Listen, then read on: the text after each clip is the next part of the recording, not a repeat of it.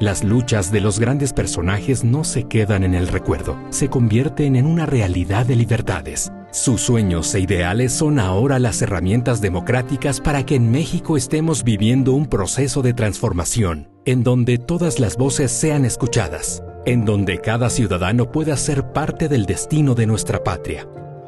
Manuel Camacho Solís es uno de esos soñadores que supieron construir proyectos de cambio, que supieron entender que antes que el poder, en México, lo más importante son los ciudadanos.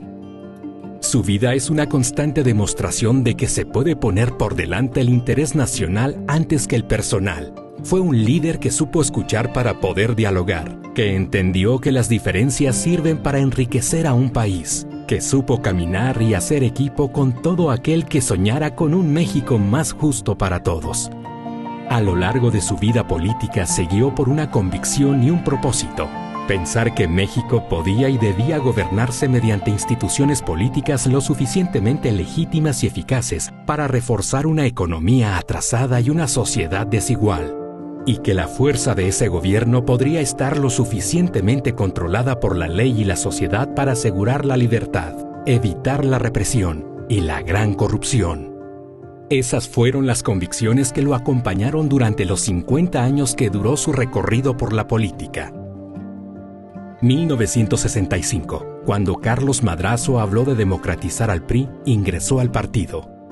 1968, como a muchos jóvenes, lo marcó el movimiento estudiantil, el choque entre los ideales y el orden político autoritario. Esta experiencia lo llevó a escribir su primer ensayo sobre la necesidad de transformar al país. 1971, entusiasmado por los cambios que se estaban dando en América Latina, Manuel recorrió todo el territorio latinoamericano trabajando como periodista. Al año siguiente, realizó un recorrido dentro de México para estar en contacto directo con la gente y los conflictos sociales. Así llegó a la conclusión de que en México, para que hubiera libertad y la economía mejorara la situación social, eran indispensables cambios de fondo. Él quería explorar las posibilidades de cambio político frente a un sistema que parecía inamovible. 1977. Poco después de lanzarse el proyecto de reforma política de Jesús Reyes Heroles, que ponía fin a la guerra sucia e impulsaba la democracia, pasó de la vida académica en el Colegio de México a la administración pública. En adelante, le tocaría recorrer el mapa de las dificultades y conflictos, pronunciándose siempre por el diálogo y luchando contra la exclusión autoritaria. Participó en numerosos hechos y acciones.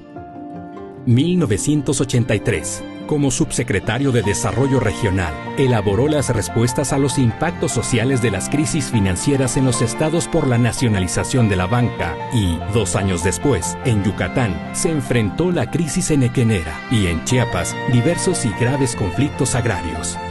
1986. Ya como secretario de Desarrollo Urbano y Ecología, atendió en horas muy difíciles a los damnificados de los sismos de 1985, impulsando el plan de reconstrucción de vivienda y de la capital de la República a partir de una estrategia de concertación democrática con los afectados y la sociedad civil. 1988. Impulsó al diálogo para evitar la violencia y la crisis constitucional después de las elecciones del 6 de julio. 1989. Como regente del Distrito Federal, dio respuesta a una grave crisis ambiental y creó las condiciones para la solución negociada del conflicto magisterial y de las huelgas, paros, marchas y plantones de los más diversos orígenes. Gobernó la Ciudad de México con una política de consensos y, a partir de una reforma fiscal, la ciudad recuperó la inversión pública sin endeudarse. 1993. En la sucesión presidencial, chocó con la ortodoxia del PRI y Carlos Salinas. 1994.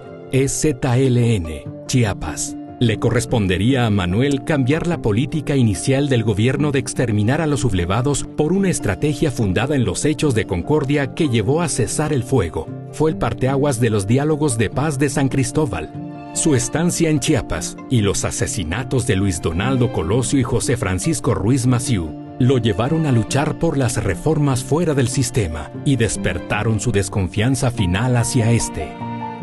1995. Su rompimiento con el régimen y su renuncia al PRI lo hicieron sentir el ostracismo y un hostigamiento brutal. 1996-2000. Construyó un nuevo partido político, impulsó una alianza opositora y conoció las dificultades de realizar una campaña presidencial teniendo en contra al presidente Ernesto Zedillo y al expresidente Carlos Salinas.